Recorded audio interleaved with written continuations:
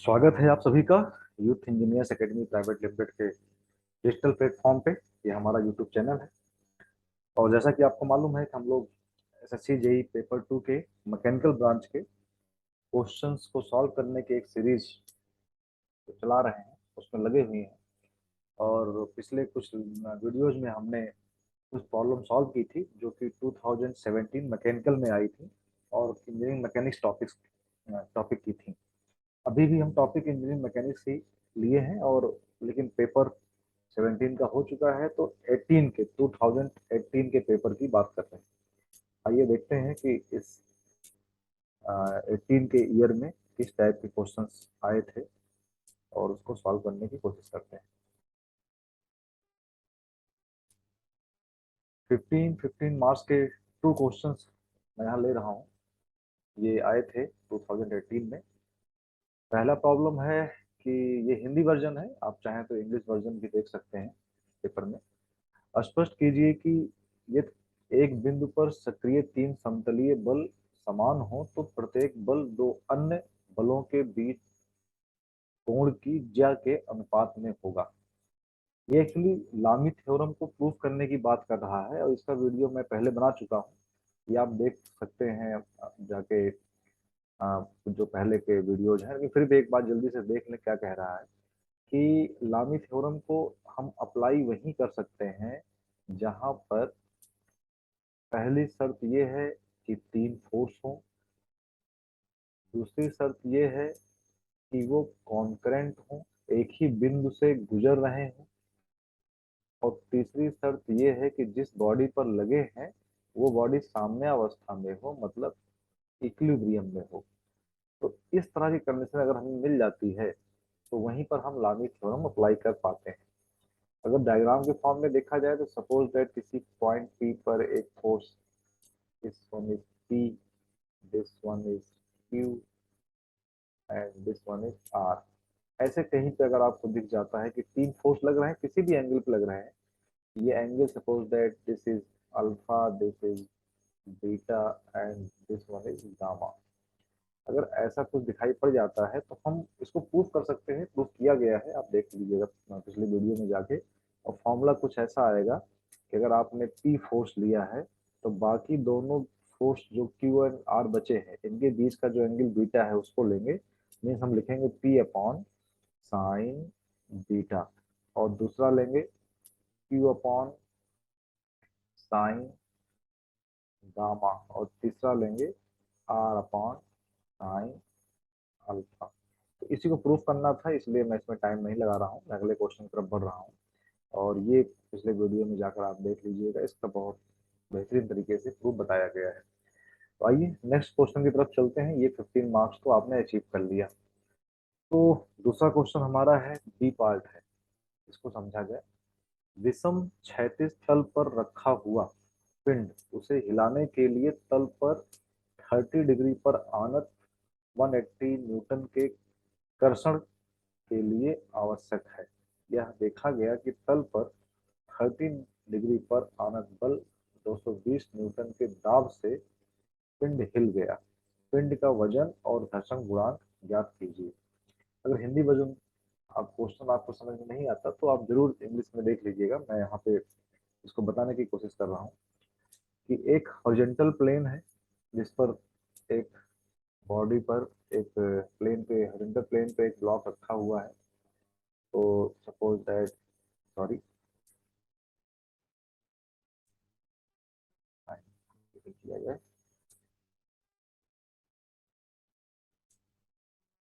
Suppose that ये एक horizontal plane है और इस पर एक ब्लॉक रखा है। इस ब्लॉक पे दो कंडीशन की बात की जा रही है। एक कंडीशन लिया जा रहा है कि इसके हिलाने के लिए, मतलब जस्ट चलाने के लिए, इसको लिंपिंग कंडीशन में लाने के लिए, सीमांत घर्षण की अवस्था में लाने के लिए हमें एक कहा गया कि 30 डिग्री पर आनत मतलब होता है इंक्लाइंड, 180 न्यूटन के कर्षण मतलब खींचने का कोण, पुल। ठीक है। और दाब, इधर दाब लिखा गया है, ये पुश है। मीन्स इसको अगर हम चाहते हैं कि ये इस तरफ मूव करे तो हमने इस पर एक फोर्स लगा रखा है जो कि 180 डिग्री का 180 न्यूटन का है, लेकिन ये हॉरिजॉन्टल से कुछ 30 डिग्री पर इंक्लाइंड है। ये ठीक है, मीन्स यहाँ पे हम लोग फुल फोर्स यूज कर रहे हैं, खींच खींच खींच रहे हैं इसको। अच्छा, इसी को देखने के लिए, इसी को दोबारा अगर बात करें तो कहा गया है कि अगर फिर से इसी ब्लॉक को देखें और फिर इसको हम चाहते हैं कि ये बॉडी इधर ही मूव करे, तो एक दूसरा ऑप्शन भी हमारे पास है कि इसको हम पीछे से पुश करें, इसे धक्का दें। तो यह देखा गया कि तल पर 30 डिग्री पर आना, 30 डिग्री पर ही इंक्लाइन रखें तो पुश करने के लिए हमें 220 न्यूटन का फोर्स लगाना पड़ता है। मीन्स अगर हम इसको हॉरिजॉन्टल लें, हम चाहते हैं कि इसको आगे बढ़ाना, इस तरफ मूव करना चाहते हैं, तो इसमें हम इस तरफ इसको पुश कर रहे हैं, धक्का दे रहे हैं। धक्का कैसे दे रहे हैं? इस तरीके से। और ये फोर्स हम लगा रहे हैं, तो ये पता चल रहा है कि 220 न्यूटन, यहाँ डिग्री लिखा है, सॉरी ये न्यूटन, तो 180 न्यूटन, ये है 220 न्यूटन, 220 न्यूटन। और यहाँ भी 30 डिग्री का इंक्लाइन एंगल है, ठीक है।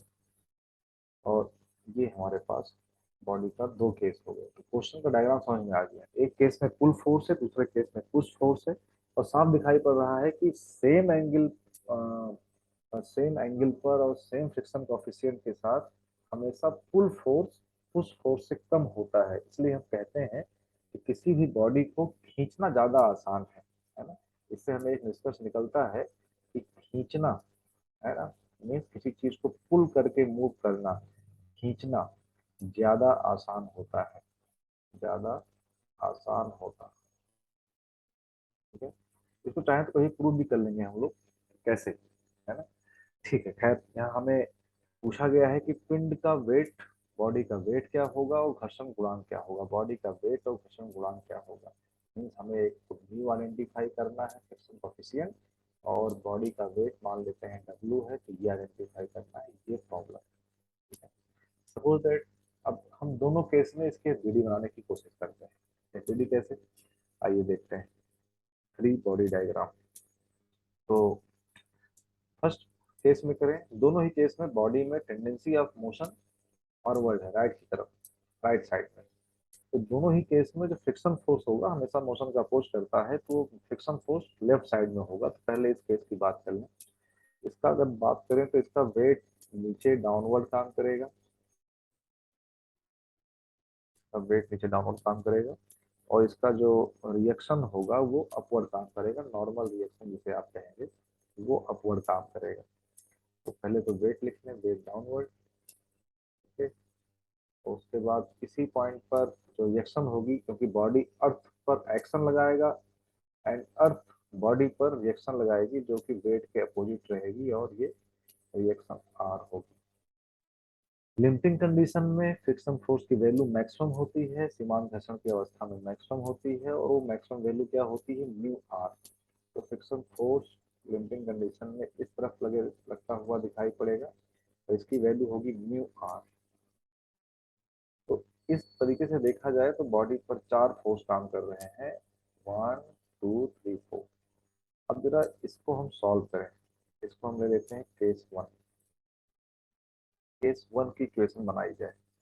अगर केस वन को सॉल्व किया जाए, ये हमारा केस वन है, और case one is case two. पहले केस वन सॉल्व करते हैं। तो यहाँ से हमें दिखाई पड़ रहा है कि इसको रिजॉल्व करना पड़ेगा, फोर्स को रिजॉल्व करेंगे तो इसका एक कंपोनेंट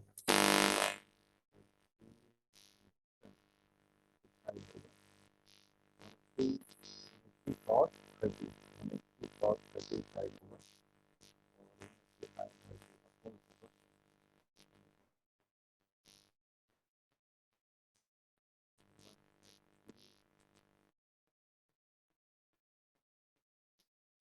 साइड होगा।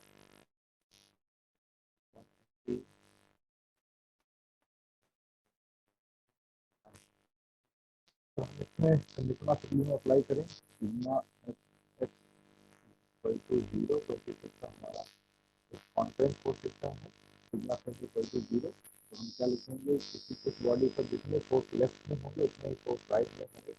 आप लिख सकते हैं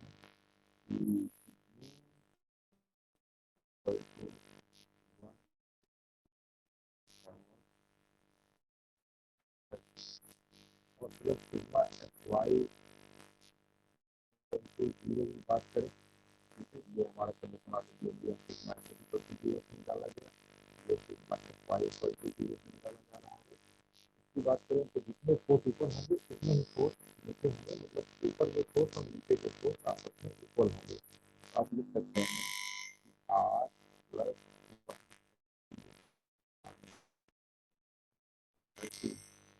इक्वल टू,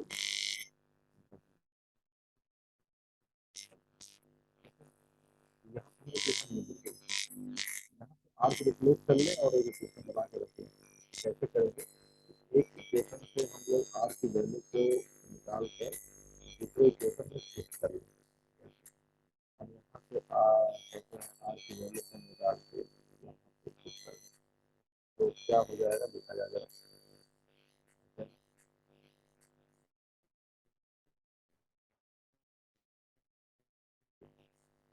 इक्वेशन मिलेगी, क्या मिलेगी, जैसे मिलेगी कि ब्रैकेट डब्ल्यू माइनस 1/3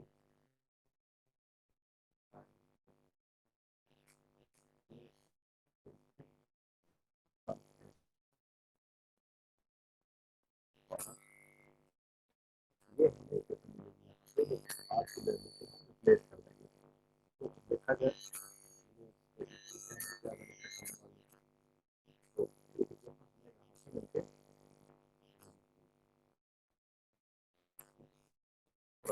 ये हमारी इक्वेशन है केस वन को सॉल्व करने के बाद एक इक्वेशन और सॉल्व करेंगे जिसको हम केस टू से डालेंगे, देखेंगे कि इसमें क्या आता है। इसको तो सॉल्व किया जाए, केस टू को सिमिलरली सॉल्व करते हैं। तो केस टू को देखा जाए क्या क्या फोर्सेज लग रहे हैं, देखा जाए इसका बेस पहले भी डब्ल्यू रहेगा, बेस रिएक्शन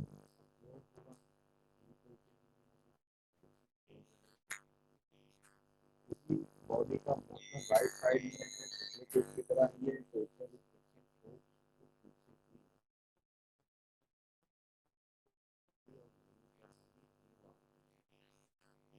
और हमारे पास ये फोर्स है, देखो बीच में जिसका फोर्स है ये कुछ हो गया, कुछ कर रहा है, तो इसको रिजॉल्व करेंगे जिसका एक फंक्शन है की तरफ जाएगा और दूसरा फंक्शन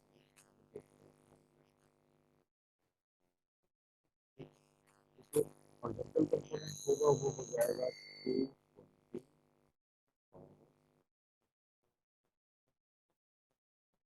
वर्टिकल कंपोनेंट हो जाएगा 220।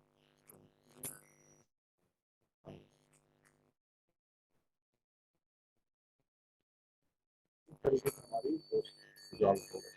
अब अगर इसको देखा जाए, यहाँ भी यही अप्लाई करें तो इसको सॉल्व किया जाए, तो इक्वेशन बनाई जाए, वही फिर से sigma X X equal to zero लिखने की बात है।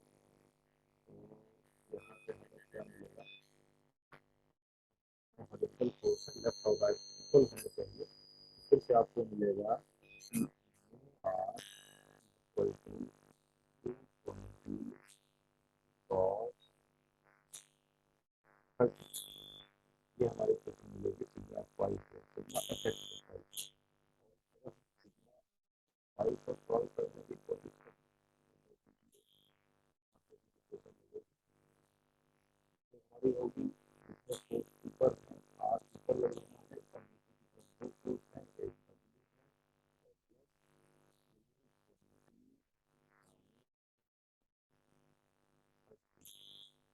फोर्स नीचे लग रहा है। सेम काम यहाँ भी करना है कि अगर हम लोग एक इक्वेशन से आर की वैल्यू को यहाँ पे पुट करते हैं, हमें एक नई इक्वेशन मिलेगी और ये ऐसी मिलेगी कि ब्रैकेट में होगा डब्ल्यू प्लस